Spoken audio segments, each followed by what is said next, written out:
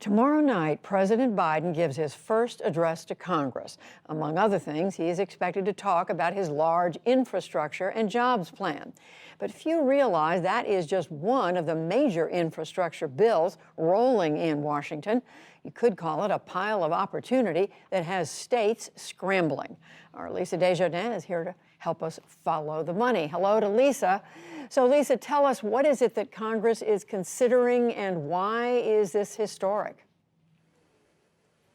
Judy, I know people have heard Infrastructure Week for so long, but listen, this is the time to pay attention, because what we have here right now is not just a once-in-a-generation influx of spending on infrastructure, but perhaps a once-in-a-century type of spending on infrastructure. And I want to clear up exactly what's happening. Let's go through the 4 different ways that Congress is trying to spend money on infrastructure. First, the American Rescue Plan. That was that big bill passed in March. That is already in law, $350 billion that states can use for many types of infrastructure. Next, happening now, water, energy, and highway bills. Those are authorization bills. They don't spend the money yet, but they really get the pipeline moving. And those right now are bipartisan. In addition to those bills, we are also seeing the return of earmarks. Democrats in the House and the Senate would like to bring back earmarks for the appropriations bills and for some transportation ideas, but for those annual spending bills, so that every member of Congress, for example, could say, I want money for this bridge or this road. And it's interesting because the deadline to get those project proposals in for every member of Congress is this week in the House.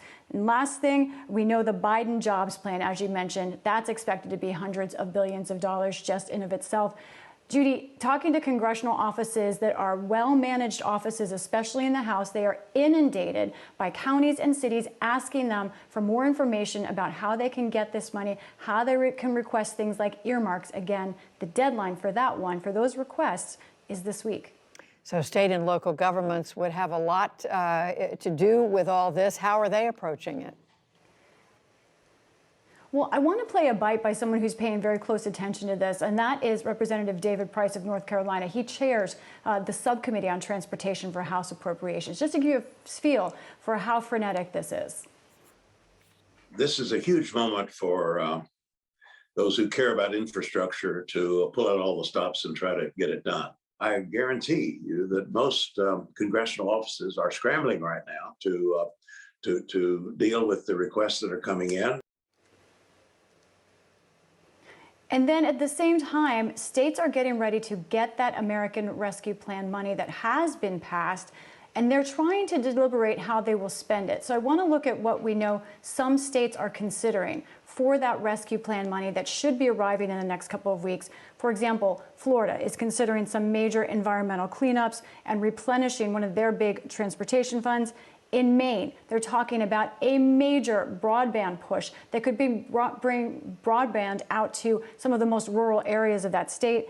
And in counties across this country, like Lake County, Indiana, we're talking roads, bridges, sewers, county buildings. This, Judy, is something, this is money that is going to every single county in this country. Sometimes it's as much as a third or more of their annual budget. I can't stress enough what a major kind of influx of cash this could be across the country. So important to be talking about this, Lisa. And as you're saying, people are paying attention from one end of the country to the other. Lisa Desjardins, who will continue to watch this story very closely. Thank you, Lisa.